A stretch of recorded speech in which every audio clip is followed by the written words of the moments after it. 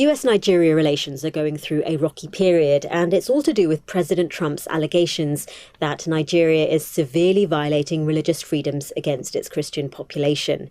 At the end of October, President Trump redesignated Nigeria as a country of particular concern. And then he posted on social media that he'd instructed the Department of War for possible action. This includes the suspension of aid and a threat to, quote, go in guns a-blazing to completely wipe out the Islamic terrorists who are committing these horrible atrocities.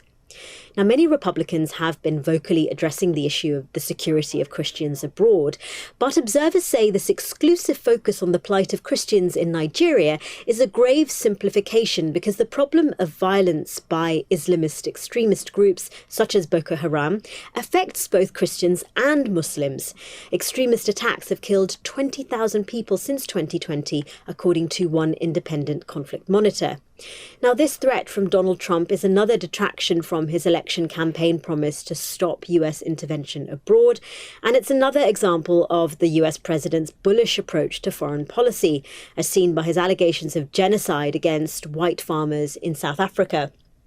Now, both South Africa and Nigeria's leaders have rejected the president's characterization of their respective countries. Nigeria says it welcomes help from the US to combat extremism as long as its territorial integrity is respected.